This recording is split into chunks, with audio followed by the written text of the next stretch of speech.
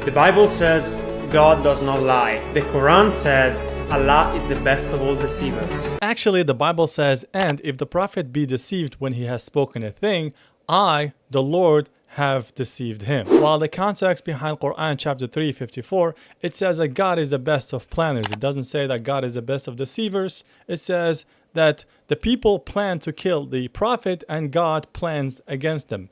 Let's say you want to take the words literally and you want to use the word deceived, then still God would be deceiving those who want to deceive him, and they only end up deceiving themselves. The Bible says, love your enemies and pray for those who persecute you. The Quran says, persecute who do not believe until religion belongs to Allah alone. Actually, the Bible says, but those my enemies who would not that I should reign over them, bring them here and kill them before me. I swear, sometimes I think Christians cannot read English or any language for that matter. If you read the verse, it is the opposite. Allah subhanahu wa ta'ala in chapter 2, 193, he says, fight against them if they prosecute you until there is no more persecution. And your devotion will be to Allah alone. If they stop prosecuting you, let there be no hostility except against the aggressors. So it says, only prosecute those who are prosecuting you. Fight those who are the aggressors.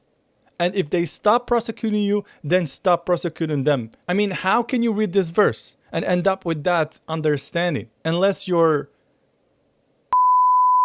The Bible says, treat your wives with honor and care for them. The Quran says, if a wife disobeys, leave her bed and strike her. Actually, the Bible says, I do not permit a woman to teach or assume authority over men. She must be quiet. Also says, let your women keep silence in churches, for it is not permitted unto them to speak, but they are commanded to be under obedience. Yes, the Quran permits men to strike disobedient women under multiple conditions. One of the most important conditions is no harm to be done to the woman. Unfortunately, when Western men read this verse, they go crazy because they already have an idea about how to strike their wives. They're used to abusing their wives at home by, MMA, the face, which is something very forbidden in Islam. You're not allowed to hit anyone's face. Today, it's something that would be equivalent to spanking, for example, which is something that your Western women need today. They need some spanking because they're completely out of control. The Bible said, if it's possible, as far as it depends on you, live at peace with everyone. Actually, Jesus said in the Bible, do not think that I came to bring peace to earth. I have not come to bring peace, but a sword. And he also advocates for more violence when he says, and he who has no sword, let him sell his garment and buy one. The Quran says, cast terror into the hearts of the disbelievers and strike their necks.